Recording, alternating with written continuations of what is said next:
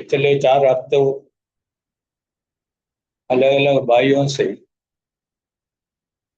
का वचन का सेवा हुआ। उनको मैं धन्यवाद देना चाहता हूँ। वापस इस प्रकार इकट्ठा होने के लिए प्रभु ने हमें अनुमति दिया।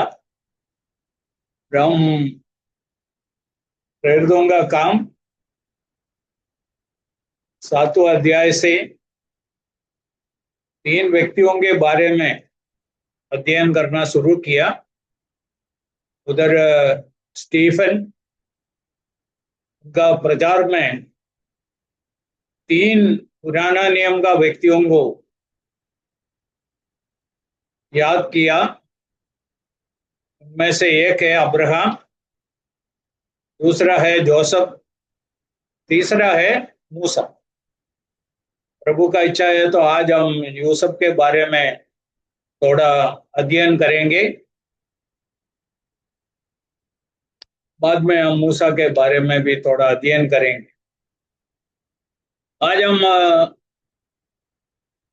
7वां अध्याय प्रेरितों का काम acts chapter 7 verse 7 to 9 to 10, 9 and 10, ये 2 कलम ही पढ़ेंगे इधर से। पढ़िए। कुलपतियों ने यूसुफ से डाहा करके उसे मिस्र देश जाने वालों के हाथ बेचा, परंतु परमेश्वर उसके साथ था और उसे उसके सब क्लेशों से छुड़ाकर मिस्र के राजा फिरौन की दृष्टि में अनुग्रह और बुद्धि प्रदान की, और उसने उसे मिस्र पर और अपने सारे घर पर हाकिम नियुक्त किया। इधर उनका भाइयों ने उनके साथ क्या किया और ईश्वर उनके साथ क्या क्या किया उसके बारे में लिखा हुआ है। पहला बात मैं आपको बताना चाहता हूं, God is able to bring good out of evil. बुराई से अच्छा बनाने वाला एक ईश्वर है, हमारा ईश्वर। God is able to bring good out of evil. कभी कभी हमको ऐसा लगेंगे क्यों हमारे साथ ऐसा बुराइयां हुआ, वो बुराई से ईश्वर कुछ अच्छा बातें निकालता है। फिर उनका भाइयों ने उनको तिरस्कार किया, उनको बेच डाला, सोचा इसके साथ यूसुफ का कहानी खत्म हो जाएगी। इधर हम पढ़ते हैं 9वां कलम का दूसरा भाग में, परंतु परमेश्वर उसके साथ था, पहला बात। दूसरा, उसे उसके सब क्लेशों से छुड़ाकर, सब क्लेशों से छुड़ाया। तीसरा, फिरौन के दृष्टि में अनुग्रह और बुद्धि प्रदान की। यूसुफ इतना ज्ञान के साथ, बुद्धि के साथ क्यों बात किया, इधर इसका रहस्य हमको मिलता है। ईश्वर उनको अनुग्रह और बुद्धि प्रदान की और परिणाम क्या निकला? मिस्र का राजा उसको सारे घर पर हकीम नियुक्त किए। इधर हम देखते हैं ये यूसुफ जो जगह में पहुंचा, वो पहुंचाने के पीछे ईश्वर का हाजिरी और उसका अनुग्रह उनका हाथ था। इसलिए हम समझना है इस दुनिया की हमारे जीवन में भी हम सोच नहीं सकते हैं ऐसा जगह में यदि हम विश्वास योग्य है तो प्रभु हमें ले सकता है। ये यूसुफ का जीवन हमें बताता है। अभी हम आगे बढ़ने से पहले रोमियो का पत्री 8 का 28 हम पढ़ेंगे। ये यूसुफ का जीवन का एक रहस्य है। Romans chapter 8 verse 28। हम जानते हैं कि जो लोग परमेश्वर से प्रेम रखते हैं उनके लिए सब बातें मिलकर भलाई ही को उत्पन्न करती हैं, अर्थात उन्हीं के लिए जो उसकी इच्छा के अनुसार बुलाए हुए हैं।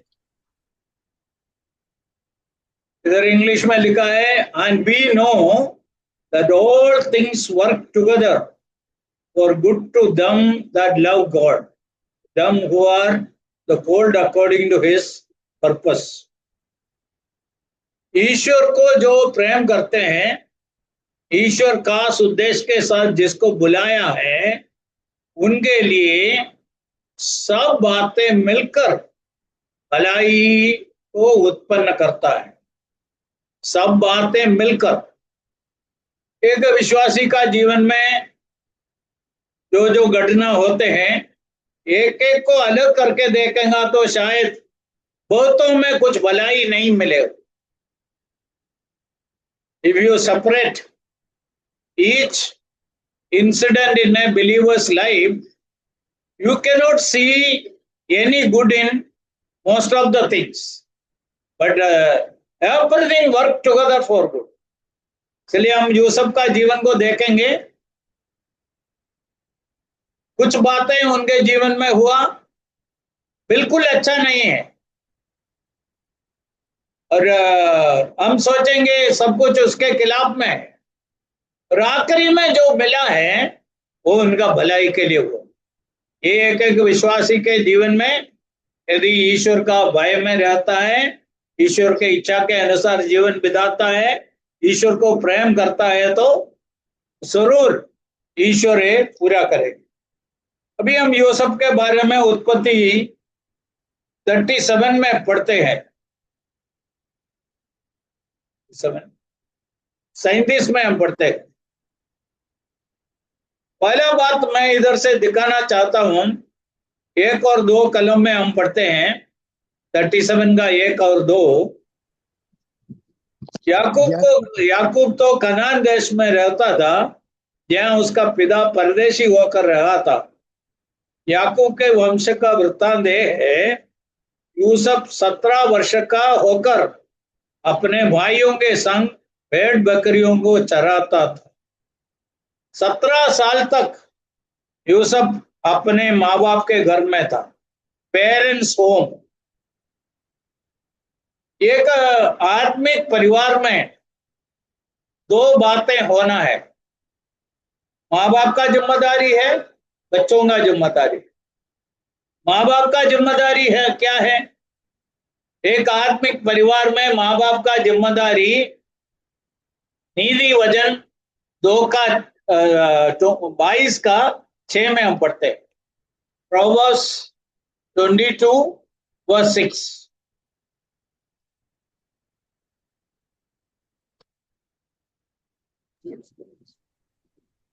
लड़के को उसी मार्ग की शिक्षा दे जिसमें उसको चलना चाहिए, और वह बुढ़ापे में भी उससे ना हटेगा। बच्चों को मार्गदर्शन करना, ट्रेन अप ए चाइल्ड, उनको शिक्षण देना है, उनको सिखाना है, समझाना है, ये माँ बाप का जिम्मेदारी है। जो मार्ग में उनको चलना है उसका ट्रेनिंग देना, और ये खुद नहीं करेगा, हमको उसके लिए बच्चों को ट्रेनिंग देना है। ये माँ बाप का जिम्मेदारी है। हम समझना है, एक एक विश्वासी का बच्चे अलग है, क्योंकि छोटे उम्र से प्रभु के बारे में जानने के लिए, सुनने के लिए उनको मौका मिलता है। एक बहुत बड़ा सौभाग्य है। ये बाप से भरा हुआ दुनिया में आत्मिक बातें बचपन से जानना, सुनना, और उसमें बच्चों को ट्रेन करना, ये छोटा बात नहीं है। और इधर हम पढ़ते हैं, वो बुढ़ा होके भी उसको भूलेगा नहीं, वो याद रखेंगे, उसको पकड़ के रहेंगे, उसके लिए ट्रेनिंग देना, ये माँ बाप का जिम्मेदारी है। बच्चों का जिम्मेदारी क्या है? 2 तिमोथी 3 का 14, 3:14 सेकंड तिमोथी 3 का 3:14।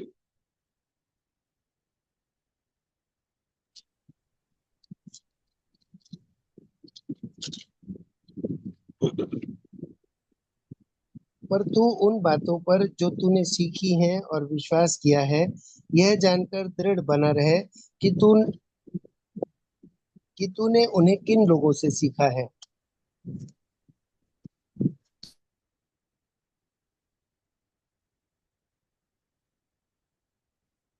15 है इधर, और 14, 15, साथ में पढ़िए।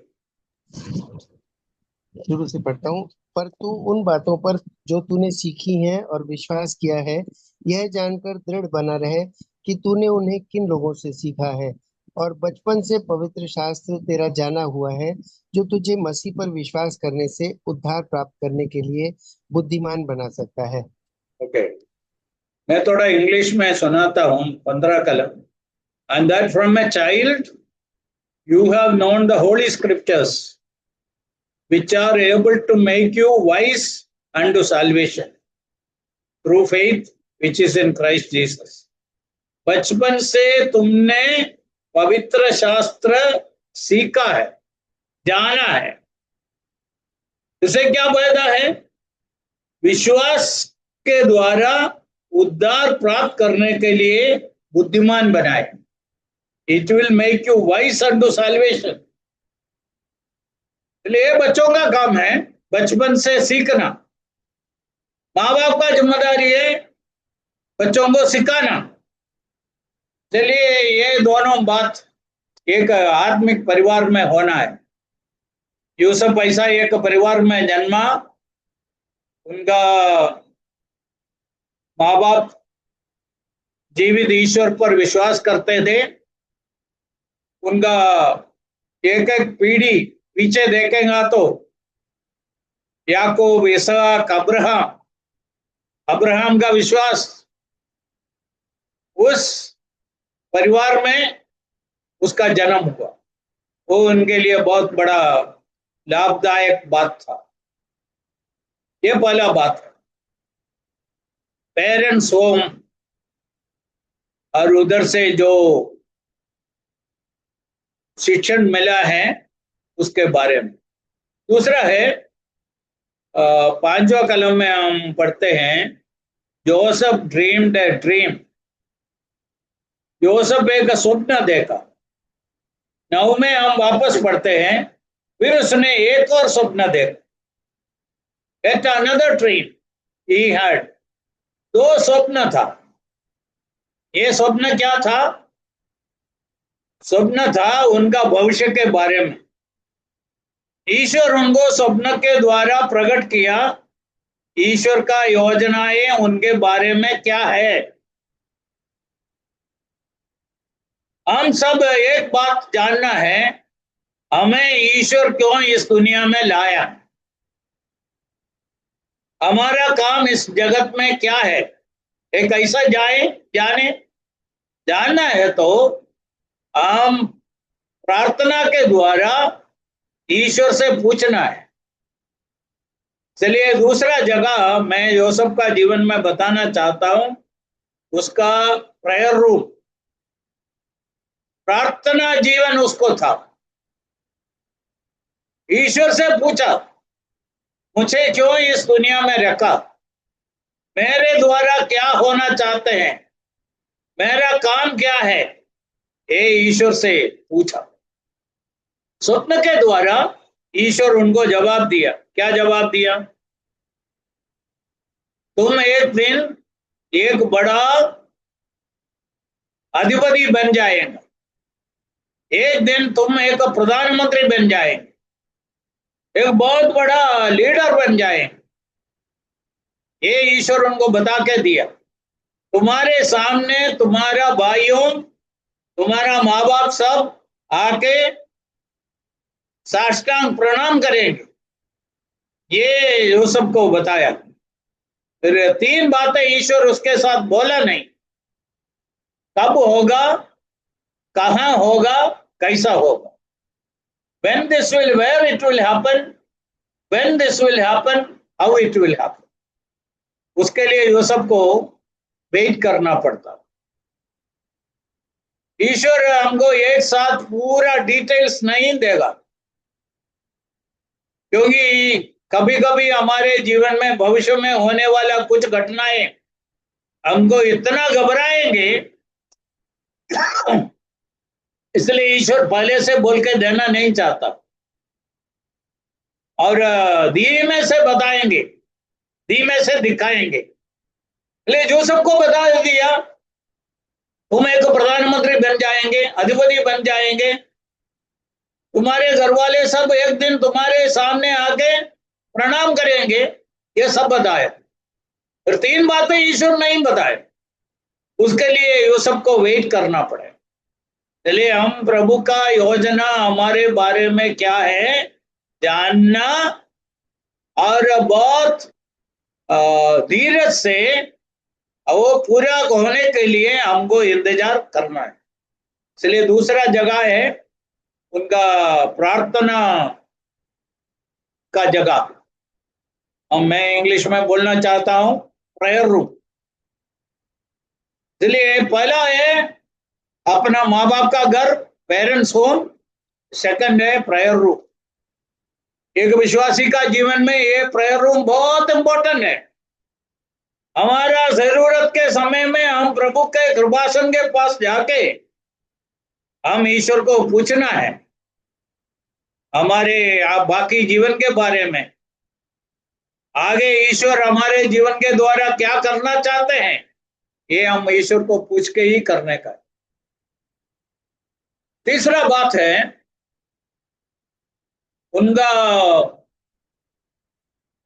पिताजी उसको उनका भाइयों के पास भेजना चाहता था।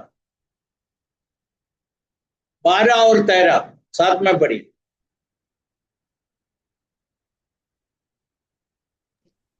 उसके भाई अपने पिता की भेड़ बकरियों को चराने के लिए शकेम आए। तब इस्राएल ने यूसुफ से कहा, तेरे भाई शकेम ही में भेड़ बकरी चरा रहे होंगे, इसलिए जा, मैं तुझे उनके पास भेजता हूँ। उसने उससे कहा, जो आज्ञा, मैं हाजिर हूँ। ओके, इधर उनका पिता उनको अपने भाइयों के पास, उन लोग इधर है, they are in the pastors, भेड़ बकरियों को चराता है, चराइयों में था। उधर बाप उसको भेजना चाहता था और यूसुफ तैयार हो गया। यूसुफ को इनकार कर सकता था, बोल सकता था मैं इधर ही रहना चाहता हूं, मैं उनके साथ मिलना नहीं चाहता हूं, उतना दूर जाना नहीं चाहता हूं, ऐसा बोल सकता था। फिर भी उसका पिता का इच्छा के लिए वो हाँ बोल दिया। इधर आगे जब जाते थे समय में, उनको ढूंढते जाते समय में 15 कलम में हम पढ़ते हैं, और एक मनुष्य ने उसको मैदान में इधर उधर भटकते हुए पाकर उससे पूछा, तू क्या ढूंढता है? उसने कहा, मैं अपने भाइयों को ढूंढता हूं। यीशु मसीह क्यों इस जगत में आया? मनुष्यों को ढूंढ के आया। वो हमारा बड़ा भाई है और यीशु का भाई होके होने से यीशु हमें ढूंढ के आया। इधर सारा मिशन के पीछे, जगत में जितना मिशनरी वर्क हुआ उसके पीछे ये जानकारी है, सारे मनुष्य मेरा भाई बहन है। इधर है ना, सुबह स्कूल में प्रतिज्ञा बोलते समय में, अब मेरे घर के सामने एक स्कूल है, इसलिए रोज सुबह मुझको ये सुन पाता है, और बच्चे बोलेंगे, सारे भारतवासियों मेरा भाई बहन। अब खाली बोलने के लिए बोलते हैं, सच्चाई अलग है। और बाइबल हमें सिखाते हैं हम एक मनुष्य का बच्चे हैं। यीशु सारे मनुष्यों के लिए आया, इसलिए मिशनरी लोग अफ्रीका में और चाइना में, आदिवासियों के बीच में, जंगलों में क्यों गया? और इतना कठिनाइयां, तकलीफें, मरण सब सहने के लिए तैयार क्यों हुआ? भूखे रहने के लिए तैयार हुआ और लंबे समय उस अपरिचित जगह में अपरिचित लोगों के लिए जिया। इसका कारण क्या है? कारण एक ही बात है, उन लोग ये जानकारी पाके गया, मैं मेरा भाइयों को ढूंढता हूं, सारे मनुष्य हमारा भाई बहन है। यदि सुषमाचार प्रचार का काम बराबर होना है तो दूसरा मनुष्यों को हमारे समान देखना पड़ेगा, तब ये मिशनरी वर्क बराबर होता है। दूसरों को ढूंढने का, बचाने का, दूसरों को, दूसरे लोग हमारा भाई बहन है, ये जानकारी होना। इसलिए वो चराइयों में उनका भाइयों को ढूंढ के जाने के लिए तैयार हुआ। हम जानते हैं इसके पहले उनके भाइयों के साथ यूसुफ को थोड़ा मतभेद हो गया। दूसरा, यूसुफ को स्वप्न मिला, स्वप्न उनका भाइयों सुन के उन लोग नाराज हो गया और उनका बाप यूसुफ को ज्यादा प्रेम करता था, इसलिए एक अलग कपड़ा दिया, उस कारण से भी नाराज था। ऐसा कई बातें इन दोनों ग्रुप को, यूसुफ और उनका भाइयों को थोड़ा दूर रखता था, फिर भी जाने के लिए तैयार हो। इधर यूसुफ का आज्ञाकारी बनने का बात हम देख, ओबीडियंस ऑफ जोसेफ, ये तीसरा जगह है।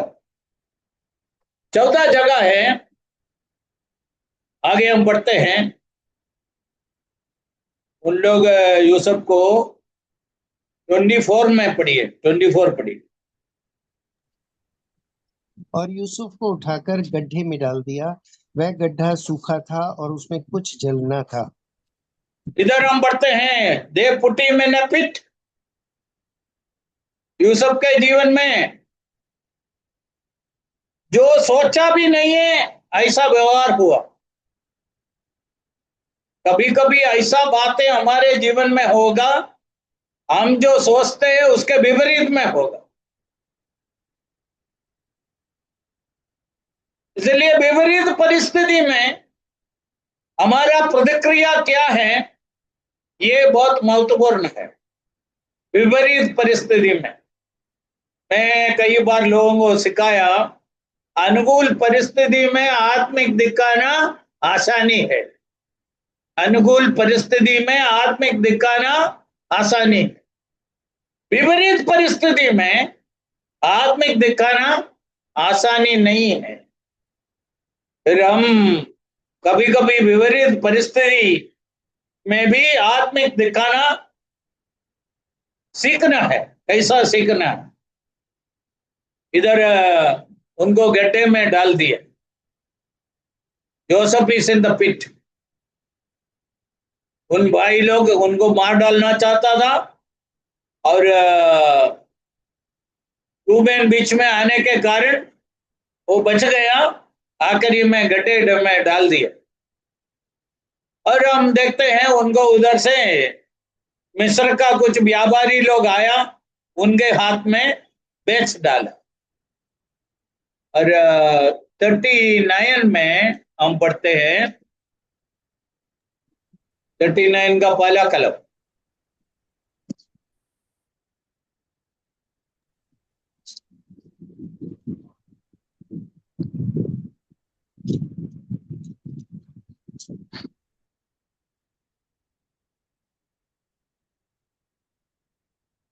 उनतालीस का एक। जी, जब यूसुफ मिस्र में पहुंचाया गया, तब पोतीपर नामक एक मिस्री ने, जो फिरौन का हाकिम और अंगरक्षकों का प्रधान था, उसको इश्माइलियों के हाथ से, जो उसे वहां से ले गए थे, मोल लिया। ओके, इधर यूसुफ को मिस्र में लेके गया और पोतीफर के हाउस, जोसेफ इन पुतीफर्स हाउस, और उधर एक नौकर के काम के लिए लेके गया। और हम इधर आगे पढ़ेगा तो समझता है बहुत बड़ा परीक्षा उसके जीवन में हुआ। और ये परीक्षा में यूसुफ पास हो गया। इधर गिरने का हर चांस था, समझना ये जवानी में है, और उधर बहुत बड़ा परीक्षा था, उस परीक्षा में पास हो गए।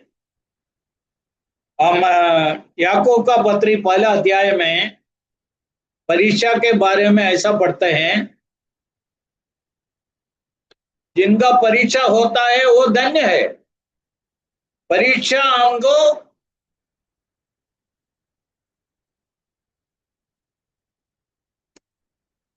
blessed is he who is be tempted। 12। 1 का 12, थैंक यू। धन्य है वह मनुष्य जो परीक्षा में स्थिर रहता है, क्योंकि वह खरा निकलकर जीवन का वह मुकुट पाएगा जिसकी प्रतिज्ञा प्रभु ने अपने प्रेम करने वालों से की है। Okay, blessed is the man that endures temptation, when he is tried he shall receive the crown of life। परीक्षा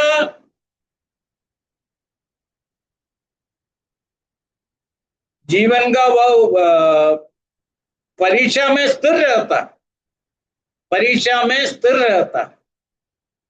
अभी एक वृक्ष, उसका जड़ कैसा है, कितना मजबूत है, अच्छी तरह फैला हुआ है, वो कैसा मालूम पड़ेगा? एक तेज हवा आए, मालूम पड़ेगा इसका जड़ कितना मजबूत है। कुछ हवा नहीं लगेगा तो मालूम नहीं पड़ेगा। यदि इतना बड़ा हवा आने के लगने के बाद भी वो ऐसा ही कड़ा ही रहता है, वो साबुती करता है, उसका जड़ इतना मजबूत है, बराबर फैला हुआ है, जमीन के अंदर बराबर पकड़ के खड़ा है, हमको मालूम पड़ेगा। इसलिए एक विश्वासी का जीवन में जब परीक्षा आए, जो परीक्षा में स्थिर रहता है वो धन्य है, उसको ईश्वर जीवन का मुकुट देने वाला है। इधर यूसुफ इस परीक्षा में पास हो गया। पुतीफर के घर सूरत में बहुत अच्छा लगता था, फिर उधर बहुत बड़ा टेस्ट हो गया। यदि इस टेस्ट में जोसेफ फेल हो गया, उनके बारे में प्रभु का योजना को सारा सत्यानाश कर देता है। इसके बदले में इस परीक्षा पास हो गया। और हम विश्वासी लोग इस दुनिया में रहते समय में अलग अलग प्रकार का परीक्षा आए, ये परीक्षा पास होना छोटा बात नहीं है। परीक्षा हमारा आत्मीय जीवन कितना मजबूत है ये बताएगा। जैसा मैं बोला, अनुकूल परिस्थिति में आत्मिक दिखाना आसानी है। जब परीक्षा आए, हमें गिराने का शैतान का कोशिश में हम पास होना है। ये जोसेफ किया है, ये उनका जीवन से हम देखते हैं। इधर इतना अच्छा साक्षी रखा, प्रभु के भाई के साथ इस परीक्षा के समय में अपने आप को संभाला, इसका परिणाम क्या निकला है? और हम बढ़ते हैं 20वां कलम में 39 का 20, 39 का 20। और यूसुफ के स्वामी ने उसको पकड़कर बंदी गृह में, जहाँ राजा के कैदी बंद थे, डलवा दिया, अतः वह उस बंदी गृह में रहा। Okay, Joseph is in prison, अपने आप को संभाला, परीक्षा जीत लिया, परिणाम क्या निकला? जेल में जाना पड़ा। यीशु मत्ती का सुवार्ता 5वां अध्याय का 10वां कलम में बोला है,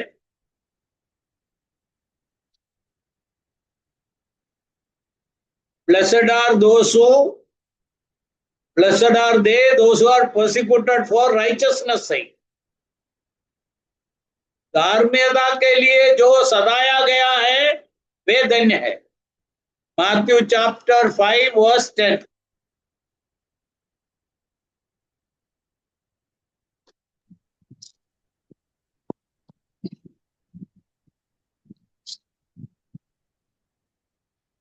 धन्य है वे जो धार्मिकता के कारण सताए जाते हैं, क्योंकि स्वर्ग का राज्य उन्हीं का है। धन्य है वे जो धर्म के कारण, धार्मिकता के कारण सताए जाते हैं, क्योंकि स्वर्ग का राज्य उन्हीं का है। सत्य बोलने के कारण, सच्चाई के लिए जीने के कारण, धार्मिक होने के कारण यदि सताया गया, तकलीफ उठाना पड़ा, धन्य है वो व्यक्ति। इधर यूसुफ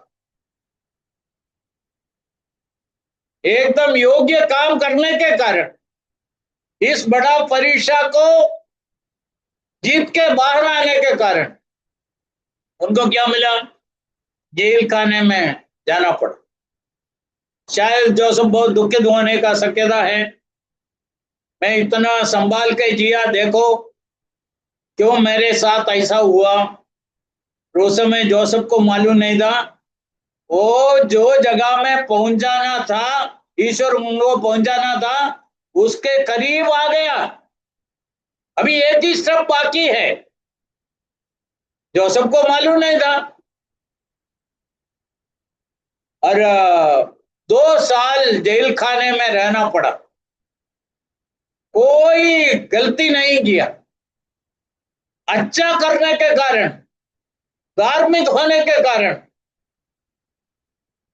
जेल खाने में जाना पड़ा। अभी हमारा बहुत भाई लोग सुवार्ता प्रचार करने के कारण आज भारत का जेलों में है। क्या गुनाह किया? लोगों को बचाने के लिए उनको रास्ता बता के दिया। इस कारण से धार्मिकता के लिए सदाए जाते हैं, उन लोग धन्य है। इसलिए जोसेफ इधर जेल खाने में 2 साल रहना पड़ा। फिर हम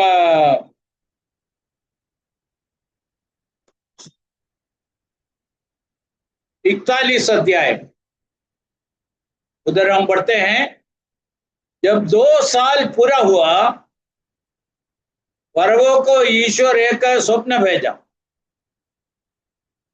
ईश्वर का टाइम टेबल में 2 साल जोसेफ को जेल में रहना था। ये फरोह को तैयार करने के लिए। फरोह को स्वप्न आया, स्वप्न का अर्थ बताने वाले को ढूंढता था। आखिरी में जेल में उनके साथ जो आदमी था वो छूट गया और फरोह के पास वापस गया। उसने जोसेफ के बारे में बताया, ऐसा हम एक हिब्रू आदमी को मिला जेल खाने में, इनको स्वप्न का अर्थ बताने का सामर्थ है, ज्ञान है, ये बताया। हम जानते हैं आखिरी में राजा उनको बुलाया और जोसेफ उनके सामने आया, अर्थ बताया।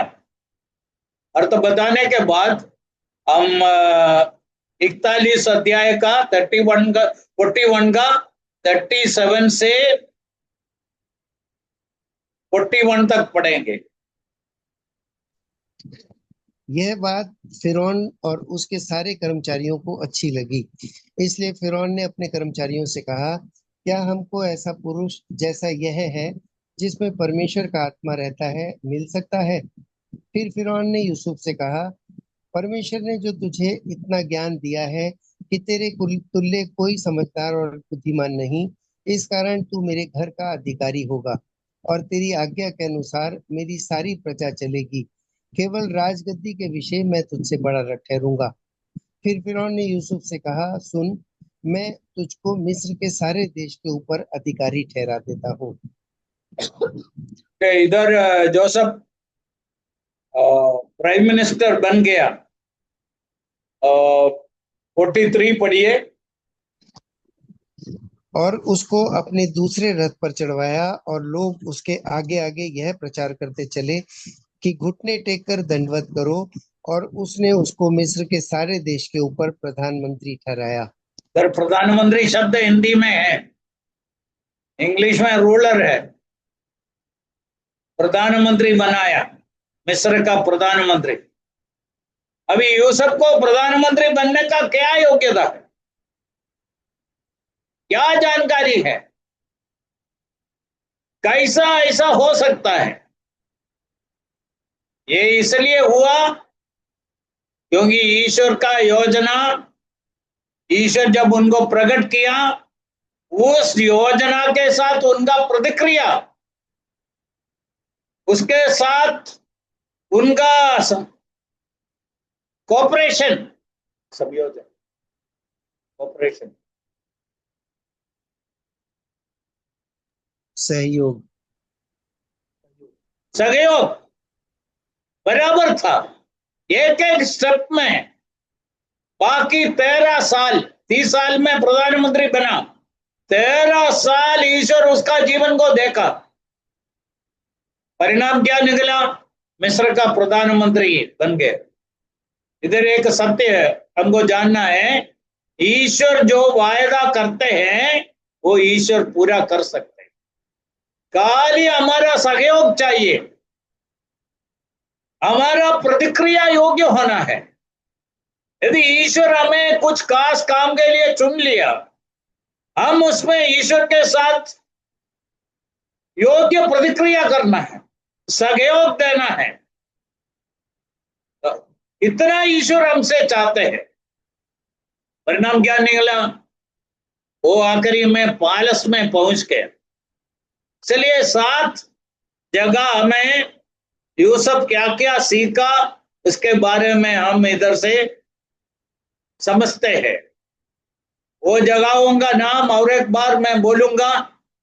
पहला जगह है पेरेंटल होम, अपना माँ बाप का घर। जो बच्चे मुझसे सुनते हैं, ऐसा मत सोचो, यदि आप एक आत्मिक परिवार में हैं, आपका माँ बाप आपको डिसिप्लिन करते हैं, और ये आपका बहुत बड़ा सौभाग्य का बात है। It's a great blessing that you are in a spiritual family. 17 साल तक जोसेफ को अच्छा ट्रेनिंग मिला था। दूसरा बात है प्रेयर रूम। जोसेफ के बारे में ईश्वर को क्या योजना है वो जानने के लिए प्रार्थना करता था। उधर ईश्वर स्वप्न के द्वारा उनको प्रकट किया। यदि एक व्यक्ति ईश्वर से ऐसा पूछना के लिए तैयार है, प्रभु आपके मेरे बारे में आपका क्या योजना है, मेरे जीवन के द्वारा आप क्या करना चाहते हैं, मुझको क्या बनाना चाहते हैं, ईश्वर धीमे से बता के देंगे। So prayer room is very important. Second place. Third, pastors, उनका भाइयों को पूरा जानते हुए उनके पास जाने के लिए तैयार हुआ, ओबीडियंस, तैयार हो गया। 14 जगह है प्रेजेंट, सॉरी पिट, गड्ढे में डाल दिया। कभी कभी हमारे जीवन में ऐसा कुछ बातें निकलेंगे जो हम सोचा उसके एकदम उल्टा होगा। कुछ लोग ऐसा हमारे साथ व्यवहार करेंगे, हम कभी नहीं सोचा इन लोग ऐसा हमारे साथ करेंगे। वो भी लेने के लिए तैयार होना। 5वां जगह है पुत्तीफोस हाउस, बहुत बड़ा परीक्षा को जीता और यूसुफ चाहता था उनके बारे में ईश्वर को क्या योजना है, मेरा मूर्खता के कारण उसको तोड़ने का नहीं, और संभाल के जिया, संभाल के व्यवहार किया। छठवां जगह है प्रिसन, जेल में जाना पड़ा। अपना कुछ गलती के कारण नहीं है, उसका कुछ दोष के कारण नहीं है, उसने कुछ गलती नहीं किया।